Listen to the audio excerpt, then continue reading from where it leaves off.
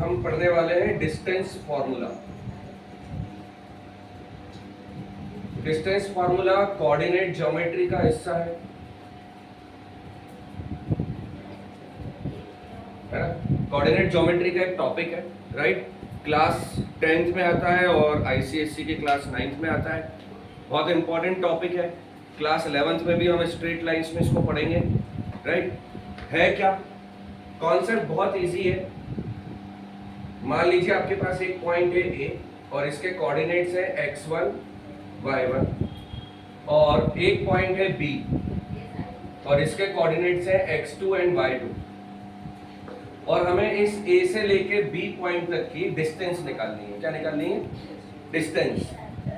तो जो AB distance होगी it is given by under root of x2 minus x1 का whole square plus y2 minus y1 का whole square. इतना simple सा फॉर्मूला, जहां पे x1 y1 और x2 y2 क्या है? They are the coordinates of point A and point B। जैसा हम एक एग्जांपल ले लेते हैं। क्वेश्चन हमें दे रखा है find the distance between the point 36 and 02। Find distance between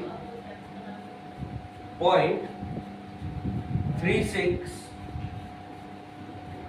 and 02। ये हमें दो पॉइंट्स हैं।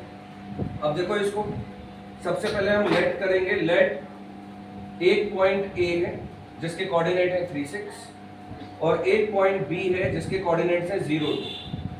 ठीक है, तो यहां से मुझे x1 क्या मिलेगा 3, y1 क्या मिलेगा 6, x2 क्या मिलेगा 0, y2 क्या मिलेगा 2। ठीक है, तो डिस्टेंस बिटवीन AB हमें मालूम है। पहले हम फॉर्मूला लिखेंगे x2 माइनस x1 का whole square plus y2 minus y1 का whole square. x2 minus x1 means 0 minus 3 का whole square, y2 minus y1 means 2 minus 6 का होल स्क्वायर। कितना आ जाएगा? माइनस 3 का होल स्क्वायर प्लस माइनस 4 का whole square. Minus 3 का whole square कितना आएगा? 9। माइनस 4 का होल स्क्वायर कितना आएगा? 16। यहां तक कोई दिक्कत समझ में आ रहा है? बहुत सिंपल सा मैथमेटिक्स है। अंडर रूट 25 और रूट 25 की वैल्यू कितनी होती है? तो हमारा आंसर क्या आ गया? AB equal to 5। समझ में आया? नेक्स्ट टाइप के जो क्वेश्चन आते हैं इसमें सेकंड वो आपसे पूछ रहे हैं कि find the distance between origin and the point. Find the distance between origin and point. Point हमें दे रखा है -12 एंड 5। ओके, ठीक है। तो सबसे पहले हमें मालूम है इसका सॉल्यूशन। देखो ओरिजिन क्या होता है? O0 0।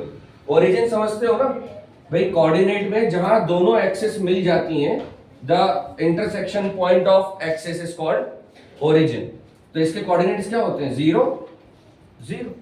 और एक हमें पॉइंट क्या दे रखा है? -12 एंड 5। तो उसको हम क्या मान लेंगे? A। -12 एंड 5। अब OA again formula x2 minus x1 का whole square plus y2 minus y1 का होल स्क्वायर। इसमें x1 हमारा क्या आएगा? 0, y1 क्या आएगा? 0, x2 क्या आएगा? -12, y2 क्या आएगा? 5। इतनी बात क्लियर है यहां तक? कोई प्रॉब्लम? ठीक है, अपन वैल्यूज पुट करते हैं। तो OA equal to x2 -12 minus 0 plus y2 कितना है? 5 माइनस 0 का होल स्क्वायर। तो OA इक्वल टू, यहां स्क्वायर लगाना भूल गया, -12 का स्क्वायर प्लस 5 का स्क्वायर। तो OA इक्वल टू 12 का स्क्वायर कितना होता है? 144। बहुत बढ़िया, 144। 5 का स्क्वायर सबको मालूम है 25। ऐड कर दीजिए। OA equal to 169। Root of 169 13। तो OA कितना आ गया?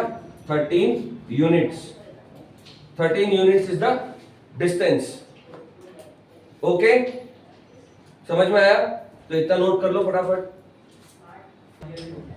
हाँ भाई, अब देखो दो टाइप के क्वेश्चन हमने कर लिए। एक में दो पॉइंट के बीच में डिस्टेंस निकाल ली, एक में एक पॉइंट की ओरिजिन से डिस्टेंस निकाल ली।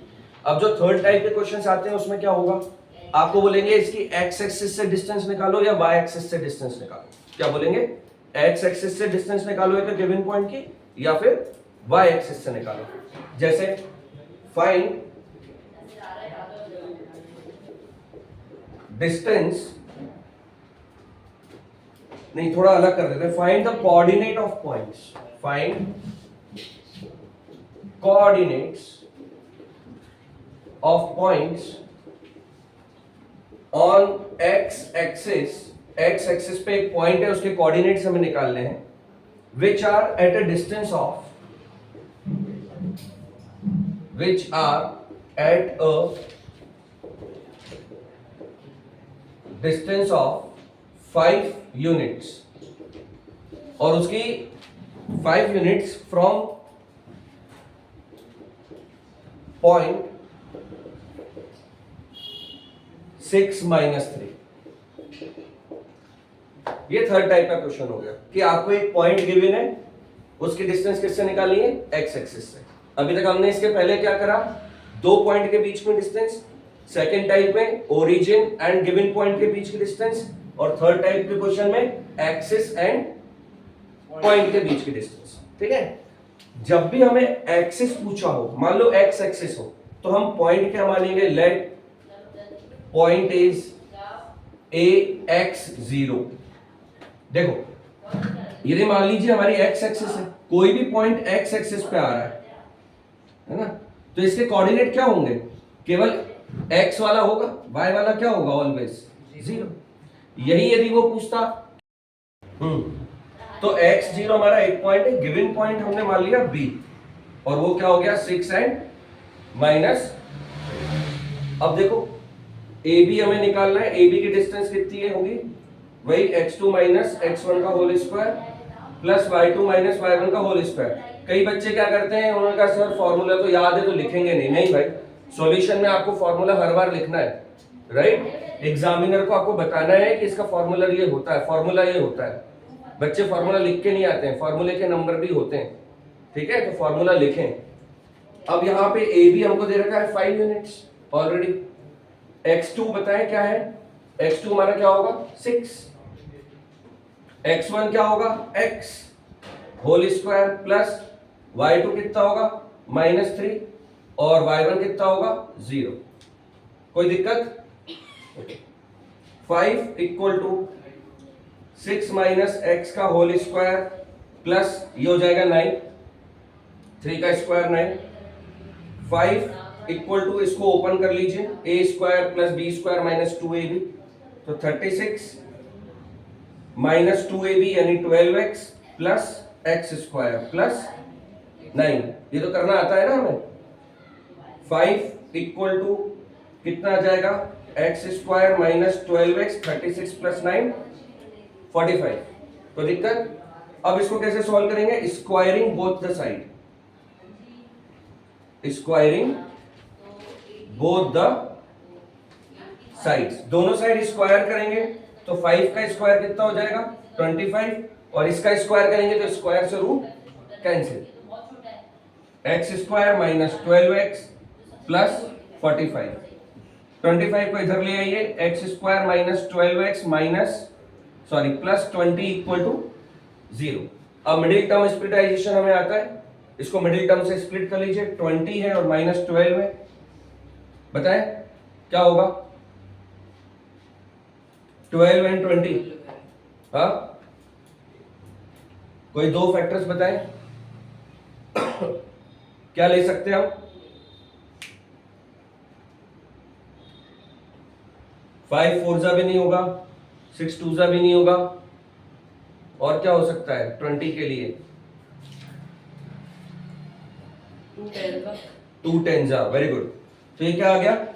Minus 2x minus 10x plus 20 equal to 0।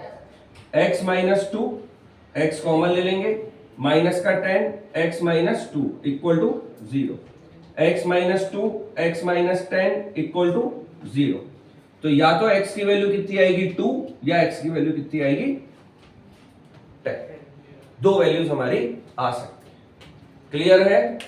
Sure है ना? क्वाड्रेटिक इक्वेशन बनी है इसलिए हमें दो रूट्स मिले। कर लो नोट।